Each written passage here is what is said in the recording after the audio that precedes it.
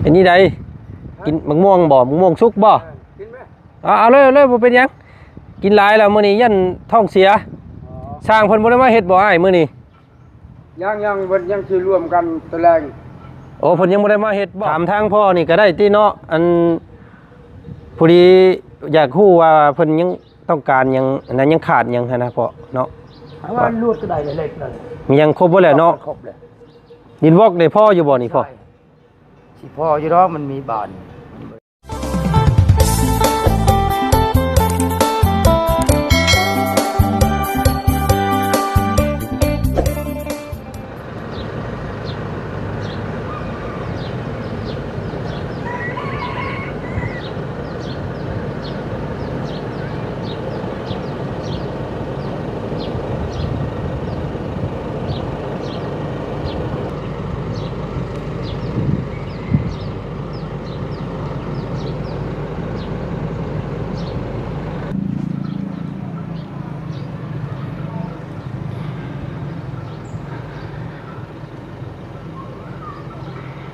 มีตั้งเข้า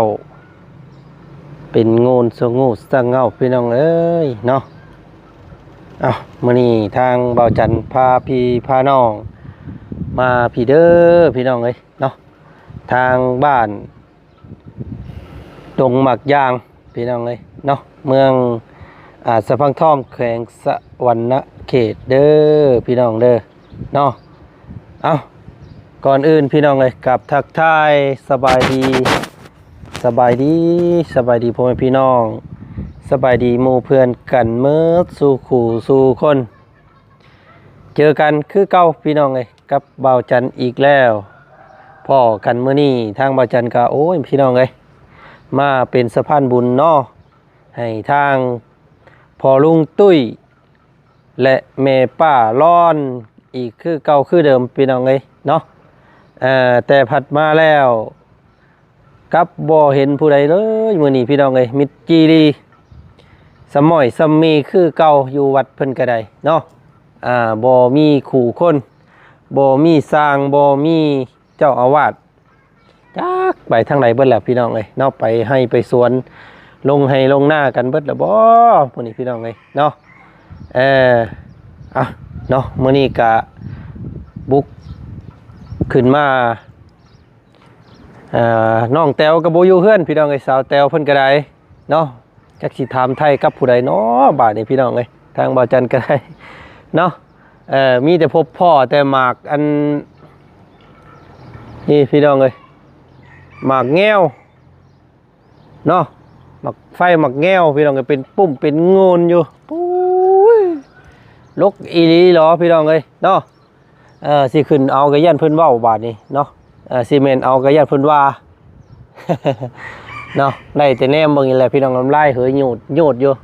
อยากแต่กินบ่ได้เนาะโอ้ยพี่น้องเอ้ยแซ่บเด้อ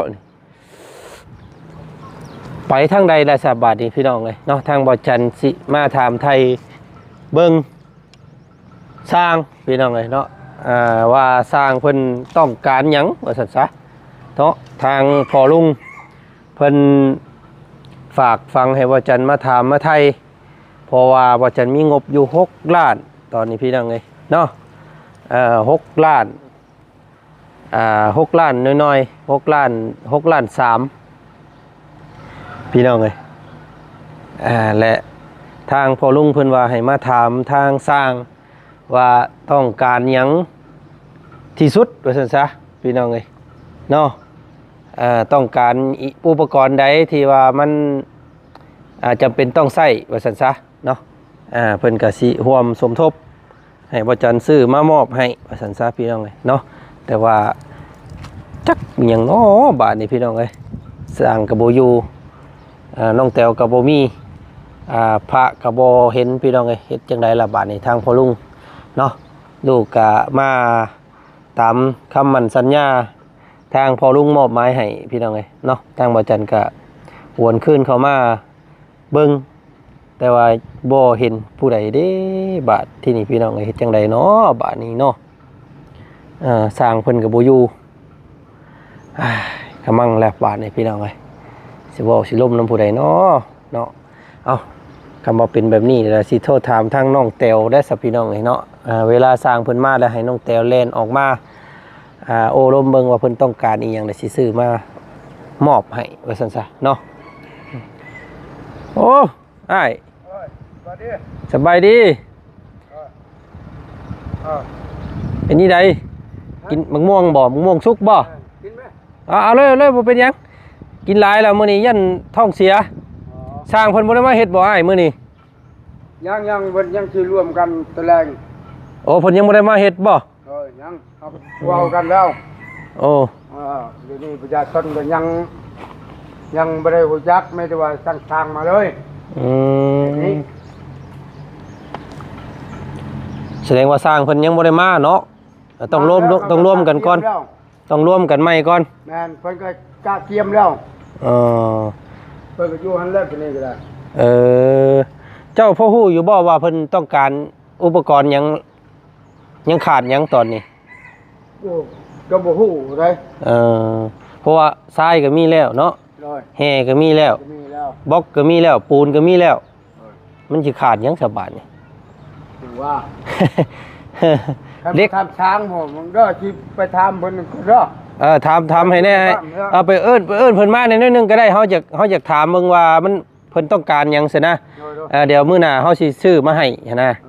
ให้เพิ่นแล่นมาแป๊บนึงได้เด้อโอ้พี่น้องก็พายถุงหมักกันหุงหมักม่วงสุกเห็นหมักม่วงสุกมาอยู่แล้วก็ได้พี่น้องเอ้ยทางศิริวัฒน์เพิ่น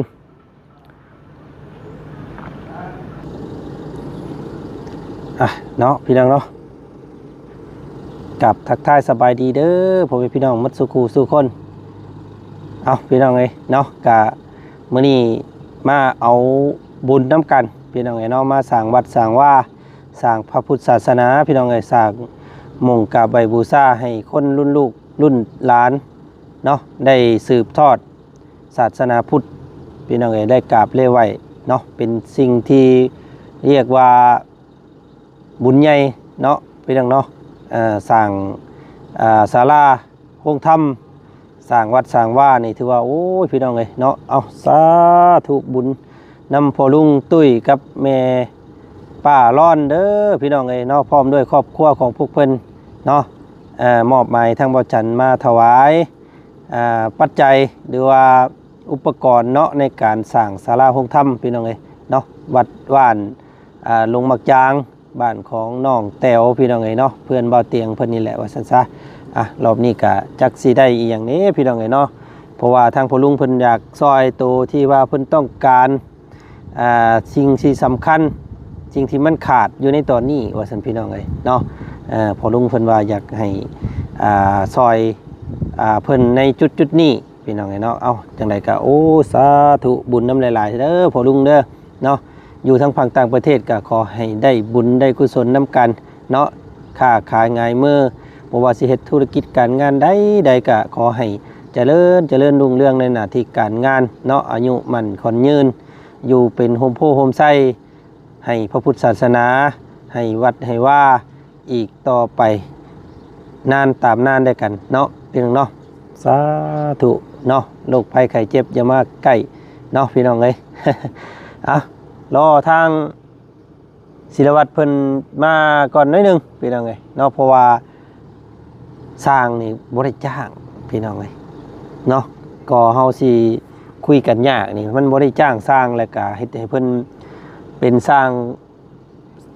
อาสาในบ้านว่าซั่นซะเนาะเจ้าคณะบ้านเพิ่นหากันลงมาซอยกันเองนะเฮามีแต่มอบอุปกรณ์ให้เพิ่นแหละที่นี่มันก็บางมือเพิ่นก็บ่มาแล้วพี่น้องเอ้ยเนาะบางมือเพิ่นก็ไปหัวไปสวนเพิ่นนั่นแหละเนาะเพราะว่าบ่ได้จ้างเด้เพิ่นก็เฮ็ดตามเวลาว่างของพวกเพิ่นว่าซั่นซะพี่น้องเอ้ยเนาะหรือว่าจังใดติดตามเบิ่งนํกันอีกพี่น้องเอ้ยว่าขาดเดือหยังแน่เนาะคลิปนี้พี่น้องรอสักครู่เพิ่นสิมาอยู่บ่เนาะพี่น้องเอ้ยเนาะ พี่น้องเนาะทางคณะบ้านเพิ่นได้มาโอลมน้ำสกอนบัดที่นี่พี่น้องเนาะทางบ่อจันก็จักสิเว้าสิลมน้ำผู้ใดเนาะพี่น้องเนาะมีปัจจัยแต่ว่าบ่ฮู้ว่าสิซื้อหยังมาให้นะพี่น้องเอ้ย อ่าโดยเอาเนาะสบายดีพ่อสบายดี โอ้ยอันทางย่าเพิ่นไปใส่ก็คือบ่เห็น เอาไปแต่เช้า โอ้เพิ่น แต่แก่แต่ยัง โอ้เพิ่นออกเวียกเพิ่นโยสร้างเพิ่นคือบ่เห็นลงมือมื้อนี้พ่อ มันเนี่ยคาดอง อ๋อเอาเนาะอันถามทางพ่อนี่ก็ได้ติเนาะอันพอดีอยากฮู้ว่าเพิ่นยังต้องการหยังอันนั้นยังขาดหยังหันนะพ่อเนาะ ว่าลวดก็ได้เล็กๆนั่น มียังครบบ่แล้วเนาะ ครบเลย ดินวอกได้พ่ออยู่บ่นี่พ่อ สิพ่ออยู่เนาะมันมีบาน เพิ่นว่าเพิ่นคือสิใช้บานน้ำเนาะแต่ละห้องเนาะ 1 2 3 4นี่4ข้าง5ข้างนี่4ห้อง5ห้องนี่สิใช้บานเบิดเลยบ่ บางมันเลยบาน 1 2 3 4 5เนาะอ๋อเวลา กบมันบานชิบ มาแล้วบานอยู่ วงกบนี่5วง วง ใบประตูนี่10เนาะ บานนั้นแปลนบานนั้น แต่ว่าครบบ่แล้วเนาะโอ้มาครบบ่แล้วพี่น้องเอ้ยนี่ได้สบายนี่ ใช้เบิ่งตัวนี้ก่อนคันบ่พอสิพอจังน้อยนั่นนี่ จักร้อยก็อันนี้อันพอ จักแล้ว ฮอดบ่หาฮอดเกือบฮอดอยู่500เนาะ500ก้อนแต่ว่ามันสูงได้สัวมันนี่พี่น้องเอ้ยคำบ่พอก็ยังสิบ่หลายดอกเนาะ ประมาณ100 200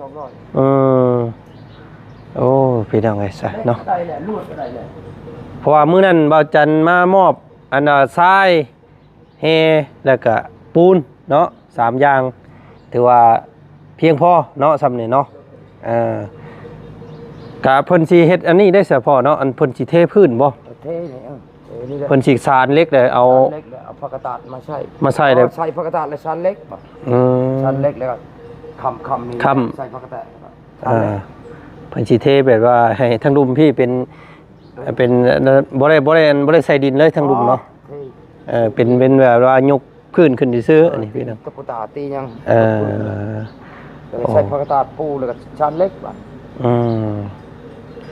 อันว่าเรื่องสร้างเรื่องอย่างนี้จ้างบ่คือแบบชาวบ้านเพิ่นมาซอยกันเอง จ้างเพิ่นจ้างเพิ่น อ๋อเพิ่นว่าสิจ้างเก็บเงินเลย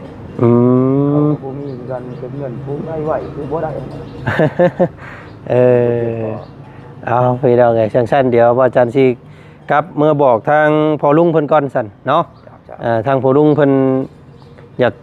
ยากฮู้ว่ามันขาดหยังน่ะเพิ่นสิซอยหั่นนะเพิ่นว่าพี่น้องมีผู้ใจบุญเพิ่นอยู่พุ่นแหละพ่อลุงตุ้ยกับแม่ป้าร้อนพร้อมครอบครัวของเพิ่นอยู่ทางต่างประเทศพุ่นแหละพี่น้องเอ้ยเนาะเพิ่นว่าโอ้เห็นวัดนี้ยังบ่แล้วเนาะเพิ่นก็เลยว่าอยากเป็นส่วนหนึ่งว่าซั่นซะมื้อก่อนน่ะก็เป็นของทางพ่อลุงเพิ่นเด้ออันพ่อเด้อมีเฮมีทรายแล้วก็ปูนอีกโตนนึงเนาะเป็นของพ่อลุงเพิ่นนั่นแหละแต่ว่าก็ยังบ่ทันได้ให้ย่าเพิ่นให้พรหรือว่าหยาดน้ำหยาดในให้ช้ำพี่น้องไงเนาะก็เอามารอบหน้ารอบในพุ่นแหละซะเนาะ เพิ่นนี่มาเพิ่นมีเวียก น้องแต้วก็บ่อยู่เฮือนมื้อนี้เนาะไปทางใดแหละพี่น้องเอ้ยบ่แม่นไปเฮ็ดน้ำเข้าน้ำได้บ่จักเนาะ แต่ละมือคือบ่เห็น บ่ค่อยเห็นกันแล้วบัดนี้ เห็นอยู่จักอยู่ปุ่นอยู่นอก ม มาแต่ชื่อยังกระเป๋านั่นรถคันสี สิหยังก็ ตูดแล้วบ่มาแต่ชวนแต่ชื่อจังยังบ่อยากชื่อ เบาเตียงบ่ บ่แม่นเบาเตียงคอยฮู้ น้องเบาเตียงก็ฮู้ เบารถสี มานี่แหละ และเฉพาะคำว่าแนวนั้นก็สิกลับมือบอกพ่อเพิ่นใหม่ก่อนแล้วสิมาใหม่อีกเด้อว่ามันติดตามเบิ่งน้ำกันเนาะว่ามันขาดหยังเนาะมันบ่พงบ่พอหยังเฮาก็เบิ่งน้ำกันนี่แหละเบิ่งตัวจริงก่อนพี่น้องเพราะว่าทางสร้างเพิ่นก็ยังบ่ทันประเมินว่ามันก็มีครบบ่ได้เลยเพิ่นว่าพี่น้องเนาะว่าสิเป็นพวกบล็อกก็คำสิบ่พอคำสิสร้างมาหลายก็ยำเรือเนาะออกเรือมาแต่โรงเรียน อ๋อเอามาจากโรงเรียนนำอีกโอ้น้ำหันกับโบจีฮอดเกือบจีฮอด100เลยเนาะ100ไปพุ่นแหละเอาพี่น้องไป รูดกันเพิ่นซื้อมาเลยเล็กลวดเล็กหยังกับปูนก็ถือว่ามี2-3 โตนเลย3 โตนเลยพี่น้องเอ้ย เอากะมี คอยสั่งมาอีก โดยเอาเฉพาะโอเคสำประมาณนั้นแหละเสยเด้อบ่มีหยังเด้อเสยเด้อพอเด้อเนาะขอบใจหลายๆเอามื้อหน้าสิมาใหม่โอ้หมากไม้นี่ก็คักเนาะมันหักบ่มีไผกล้าขึ้นเด้อพี่น้องเอ้ยเนาะขึ้นบ่ได้ยอมแล้วอยู่วัดอยู่ว่าซ้ำพี่น้องเอ้ย ไปเสยทางเฮาก็สิขอตัวล่ำลาแล้วสิพี่น้องเอ้ยเนาะมีแต่รบกวนพ่อเพิ่นซ้ำนี้ก่อนมื้อนี้เนาะมาก็ยังบ่ทันได้ซื้อหยังมาพี่น้องเอ้ยเพราะว่าพอลุงเพิ่นว่าอยากฮู้โตที่ว่ามันขาดแท้ๆเพิ่นว่าเนาะแต่ว่าตอนนี้ยังอุปกรณ์นี่ครบเครื่องแล้วยังรอแต่สร้างลงมาเฮ็ดซื่อๆก็ มันเจ้าของบ้านจ้ะ อืม เจ้าของบ้านเขาบ่ได้มา โอ้โดยพี่น้องเอ้ยเนาะ เขาแต่สิเฮ็ดชื่อๆก่อน เป็นสร้างซื่อๆนี่บ่เนาะเอาซะพี่น้องมื้อใดเพิ่นสิลงมือเฮ็ดพ่อ ว่ามือนี่ยังบ่ฮู้บ่ฮู้ มื้อฮื้อเนาะเอามื้อฮื้อเดี๋ยวสิแล่นเข้ามาใหม่อีกสั่น ถามกันเบิ่งก่อนว่ามันขาดหยังเนาะเอาพี่น้องเอ้ยก็ติดตามเนาะติดตามนํกันทางพ่อลุงเพิ่นก็ว่าทางแม่วันสุธิเพชรเพิ่นก็ว่าอยากจองอยู่คำว่ามียอดโซฟาพี่น้องเอ้ยเนาะแม่เพิ่นว่าจะจองยอดหนึงอยู่คำว่ามีเนาะจังได๋ก็ติดตามเบิ่งชมนํกันอีกแล้วกันพี่น้องเอ้ยเนาะสำหรับคลิปนี้ทางบ่จันก็มาถามมาไทยเนาะสิ่งที่มันยังขาดยังบ่พวงบ่พอพี่น้องเอ้ยเนาะก็ทางพ่อใจดีใจบุญเพิ่นพี่น้องก็อยากช่วยสร้างศาต่อยอดเนาะพี่น้องเนาะสร้างศาลาโฮงธรรมบัดว่านสาวแต๋วพี่น้องเอ้ยเนาะผูกกล้วยเนาะลงปูเป่งเลยพี่น้องเอ้ย